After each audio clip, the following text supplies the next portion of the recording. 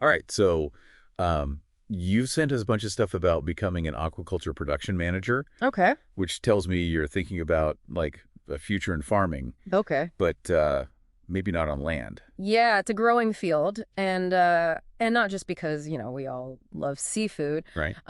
This is about like feeding a planet, with limited resources, and Yeah. aquaculture production managers are like right there on the front lines of that whole challenge.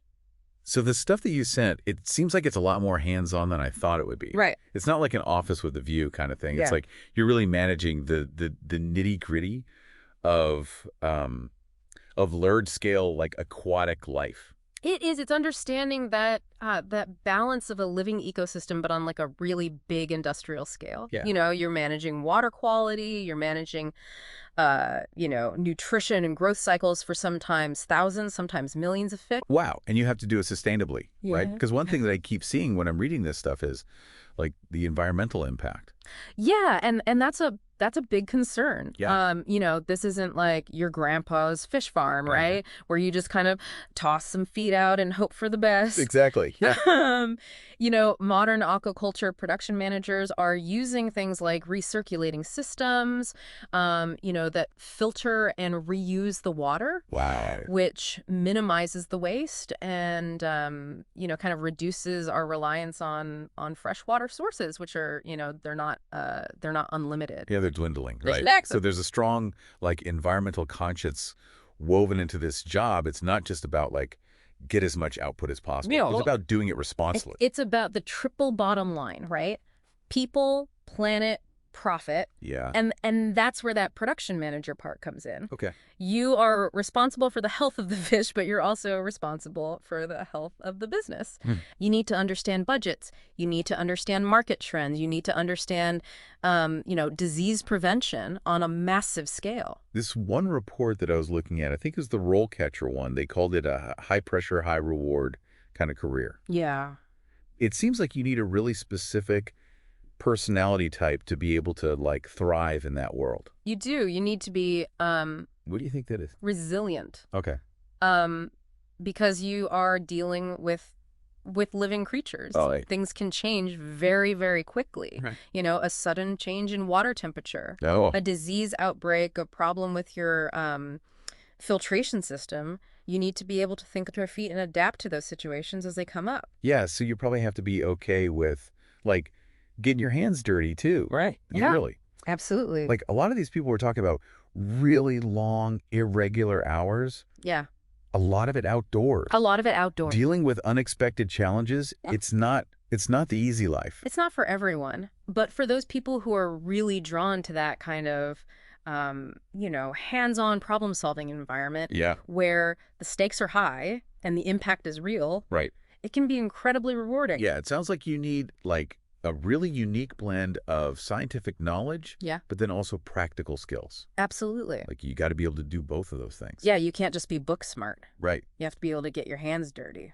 So let's dig into that a little bit more. Okay. What kind of education and training do you actually need to become an aquaculture production manager?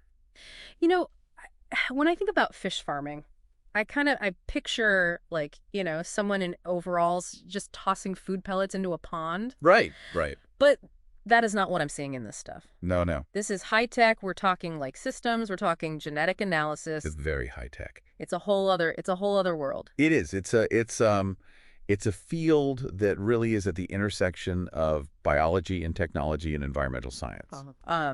The days of simply harvesting from the wild are, Yeah, they're dwindling. they're numbered, right? Right. And so we're seeing this huge surge in innovation I'll bet. to produce seafood sustainably. So to do that, you need the right people, right? You need the right people With the right qualifications. with the right qualifications. The role catcher analysis that you sent, this is really interesting. Yeah, what'd you think? It's not just about having, a biology degree anymore. No, not at all. You need more. You need more. So what are we talking about? So a strong foundation in aquaculture or marine biology, that's definitely the starting point. Okay.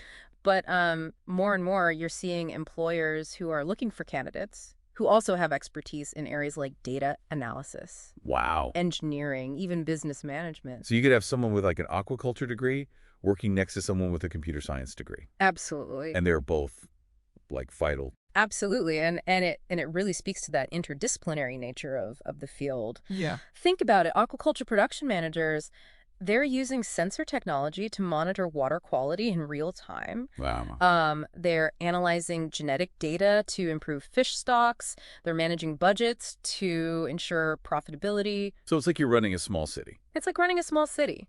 but instead of citizens, you have like thousands of fish That's a good way to put it. that are relying on you. Yeah, a lot of responsibility. Yeah, no pressure. No pressure.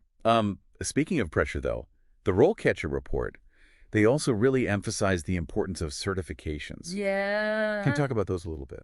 Yeah, so certifications, they're a way to demonstrate specialized knowledge and skills, and, Okay. they show a potential employer that you're not just keeping up with, the latest advancements in aquaculture, Yeah. but that you've actually taken the initiative to go out and gain that practical experience, and expertise. So it's that extra like It's like a stamp of approval. stamp of approval. It shows that you're not just book smart, that you're ready to get out there in the field. Okay. The aquaculture professional certification, for example, Okay. that covers everything from water quality management and fish health, to hatchery operations and even environmental regulations. So this is a deep dive It's deep dive. into the like practical full aspects of the job. 100%. And for someone who's, looking to stand out in a job market that can be, very competitive. Right. And this is a growing field, we were saying. This is a growing field. It's only getting bigger. It's only going to get more competitive. Those certifications can make all the difference because it shows that you have a real commitment to the profession and that you want to be, one of the people who's at the forefront of the industry. So we've talked about the skills, we've talked about the certifications. Right. But what about the actual like career path itself? So let's say you're someone, you're fresh out of college, you're thinking about this.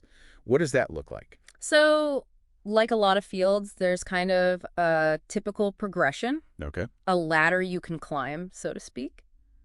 And speaking of ladders, do you need to be okay with heights to do this job? I would say maybe. Because there's tanks and equipment and stuff like that. There's a lot of tanks, a lot of equipment, so Okay. that's probably a Yeah. good thing to be able to handle. Good point. But in terms of the career ladder, Yeah. a lot of aquaculture production managers start their careers in entry-level positions. Okay.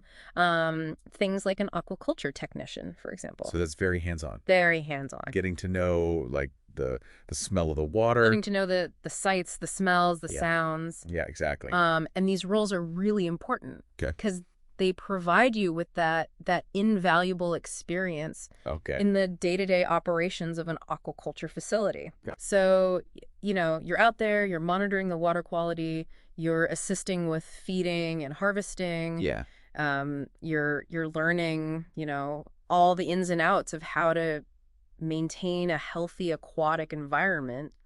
I bet there's a lot of problem solving too. Oh, a ton of problem solving. So it's like entry-level experience. Like if you're a technician, it's like boot camp It is absolutely boot camp. for like aspiring aquaculture production managers. It is. It's where you learn to troubleshoot problems. You're in the trenches. Right. You're working as part of a team. You're gaining a very, very deep understanding of both the biological and the technical aspects of aquaculture. Right. So you're not just reading it in a book. You're not just reading it in a book. You are living it. You're living it. Yeah. You get that that foundation of practical experience Yeah. that you need to then be like, okay, now I can manage other people. Exactly. Now I can oversee, the whole thing. That's exactly right. And then as you start to gain more experience and expertise, you can, start to move up into more senior roles, things like, assistant manager or, even farm manager, Oh, yeah? where you're then responsible for, larger teams and more complex operations. So that's where those leadership skills come in. That's where the leadership skills become really, really important. And the business management, all that stuff. And business management, you're not just a scientist anymore. You're Right. a decision maker. You're a business person. You're a strategist. Absolutely. And then, it just keeps going, right? Yeah. Like you could end up in like a regional role or a corporate role. Absolutely. As you continue to excel, you might find yourself moving into regional roles where you're overseeing multiple facilities. Wow. You might be in corporate, you might be leading research and development initiatives. The possibilities really are You're kind of endless. they are kind of endless. It really depends on what you're passionate about, and where you want to go.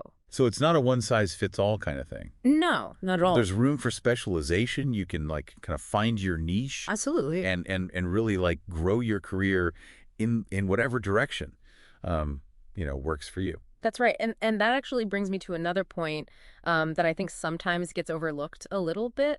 And that's the importance of networking. Oh yeah, networking. Yeah. I feel like people, when they hear networking, they think about like that awkward work mixer Right, exactly. with like the bad coffee. The lukewarm coffee. And you're just making small talk like, "Hey, how are you?" Yeah, it doesn't have to be that way. Okay, good. It really doesn't. Attending conferences, joining professional organizations like the World Aquaculture Society, for example, Okay. even just connecting with people on LinkedIn. Yeah, LinkedIn's a good one. These are all really great ways to kind of build up your professional circle. So it's about like sharing knowledge, right? Like learning from other people's experiences. Mm-hmm. And then just kind of staying on top of what's new in the field. Exactly. Because it's constantly evolving, this is not a stagnant industry. Right. There are always new things happening. New innovations, new technologies, all that kind of stuff. Exactly. And you never know where those connections might lead, Right. Like maybe you get a new job out of it. Maybe you get a new job. Maybe you, you know, get to collaborate with somebody on a research project. Or even just like someone to call if you're having a problem. Or even just to have somebody that you can call and be like, hey, I'm dealing with this. What did you do? Yeah, like a mentor. Like a mentor. Exactly. Someone who's like been there, done that. Exactly. And that's something that you don't get from a textbook. You can't learn that in school. You can't learn that in school. You don't get it from a job description. It's about building those relationships, those Human connections. human connections. Exactly. So it sounds like, it's a demanding career, It can be. Yeah. but it sounds really rewarding. It is. Like you're kind of like at the forefront of a really important industry. Mm-hmm. You're dealing with these complex challenges, Absolutely. but you're making a real difference. You're making a real difference in the world. I mean, we all have to eat. That's right. And the demand for seafood, it's only going up As the population grows. as the population grows. So you're part of the solution. You're part of the solution, 100%.